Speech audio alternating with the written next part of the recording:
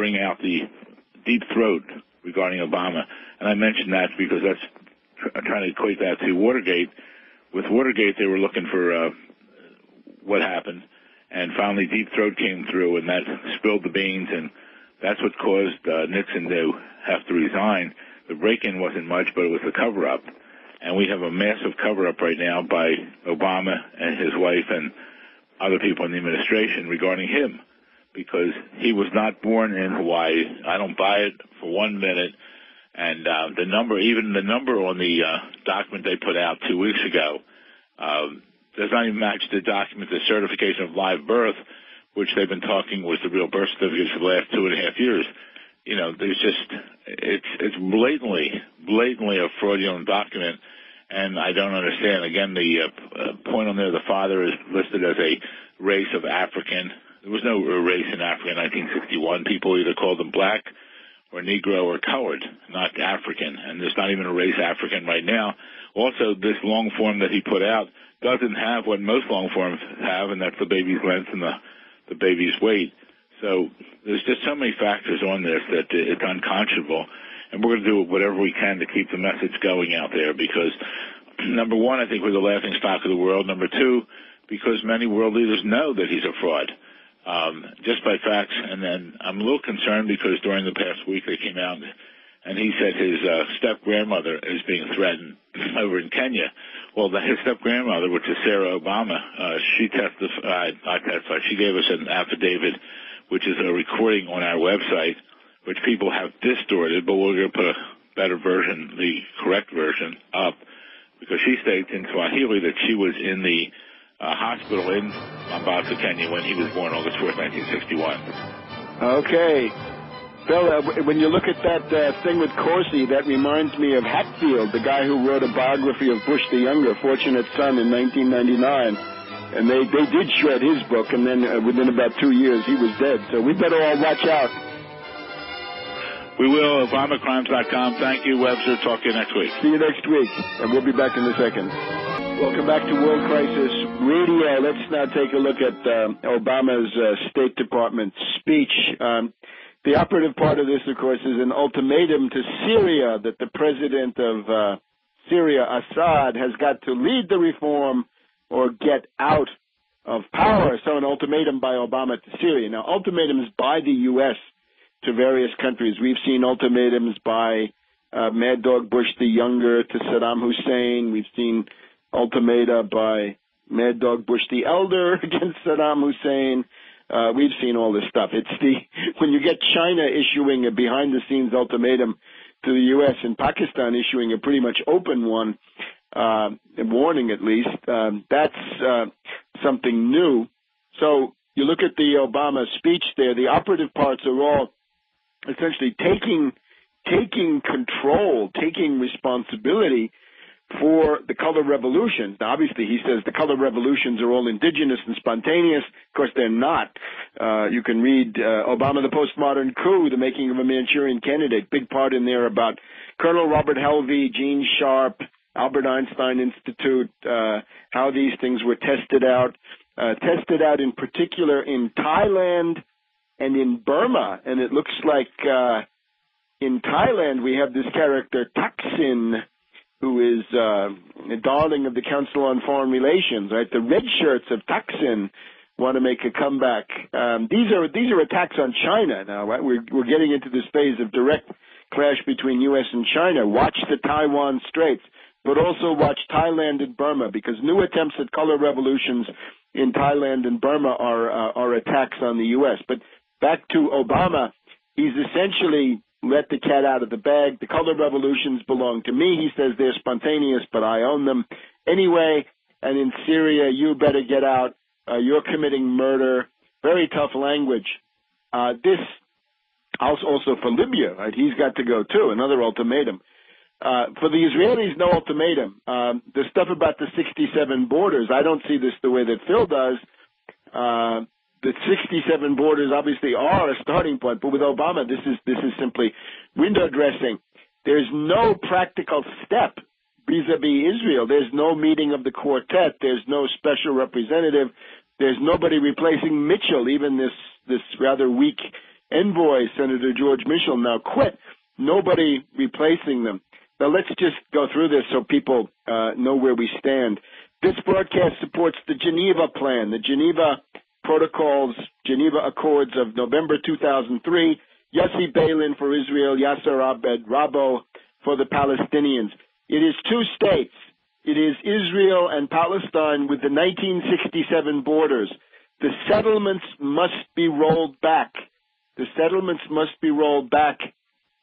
Naturally, those people could be compensated. There would be a role there for China, for Europe, for the United States, for all sorts of other people. Saudi Arabia could help to indemnify the settlers because a lot of them, most of them will have to go, practically all of them.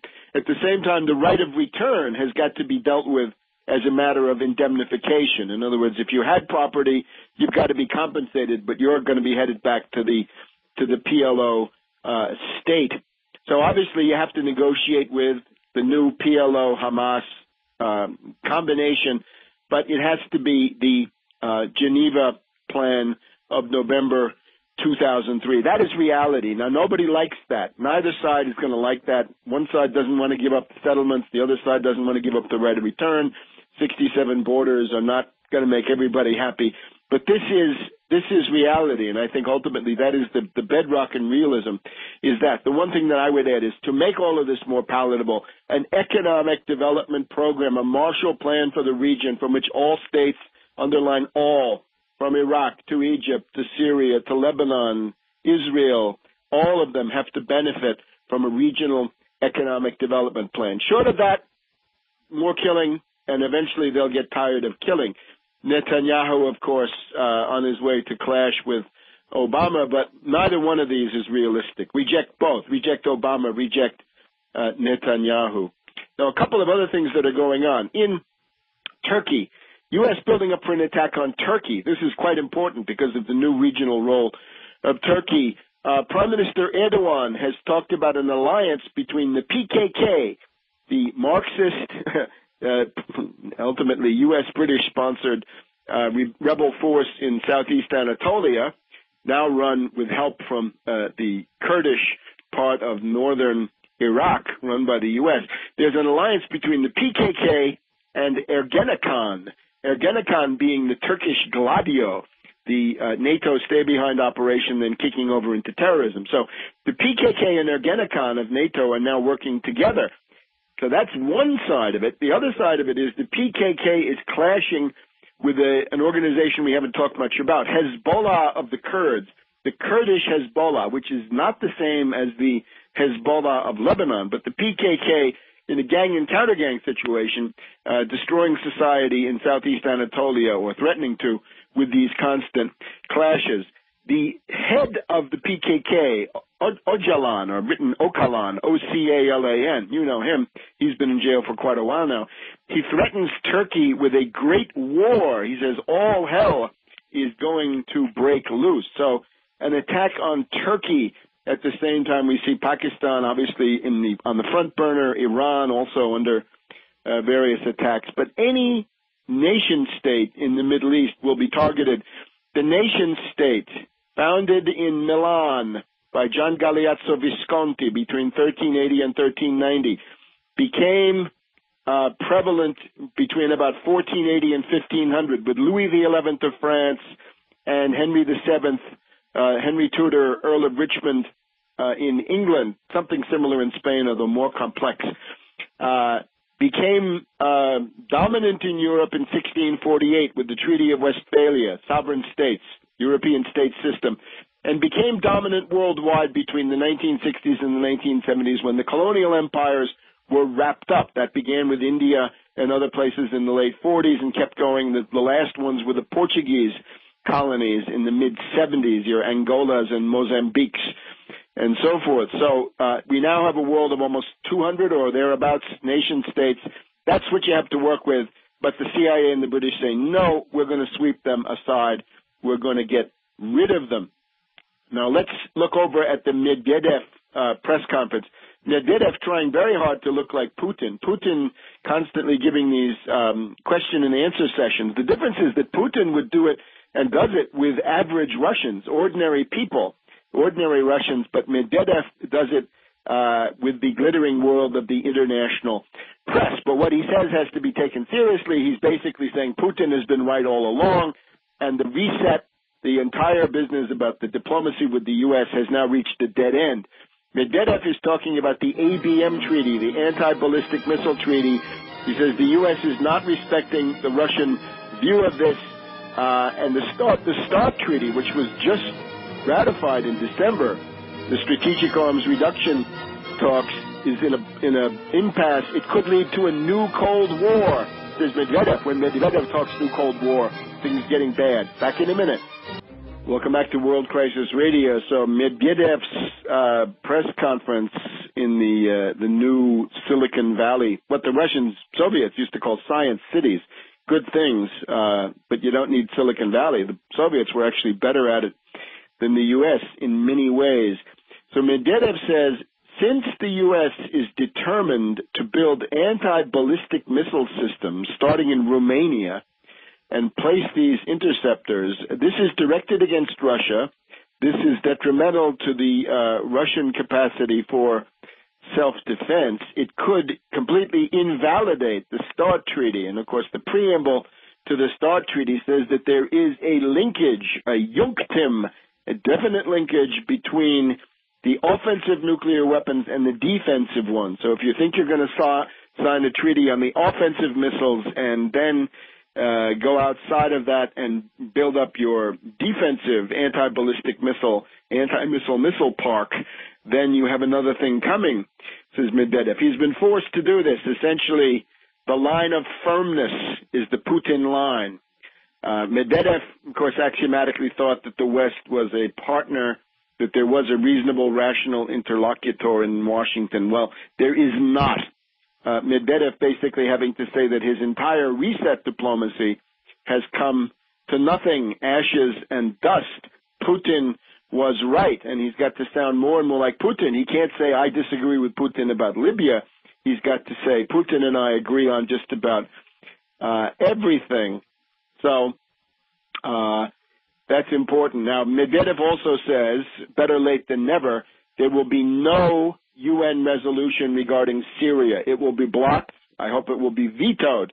But he says we will make sure that there's no resolution regarding Syria in the same way that there was for Libya. Well, as Ambassador Chamov had said, it really was not very wise for Russia to support that anti-Libyan resolution. The Russian railways were building several $1 billion of projects in Libya. Libya was looking to buy surface-to-air anti-aircraft defense missiles from Russia. All of that, of course, out the window now that we have our dear friends at the Libyan Rebel Council in Benghazi. We've got Jibril, Hifter, Yunus, and Jalil, this gang with Al-Qaeda, right? Half of their council, presumably from Al-Qaeda and the Libyan Islamic Fighting Group. So no resolution on Syria. Notice, though, Putin and the line of firmness are better for world peace. Let's suppose Russia had vetoed that resolution. The Chinese are not situated to do this. The Chinese are not going to veto something unless it regards China, right? If it had something to do with Tibet or Taiwan or something like this, then they would veto. But if it's going to be Libya, the Chinese, they're just not going to do it. Whereas Russia, fiercely independent, unconquered, winner of World War II, all of these things have a habit of doing this stuff.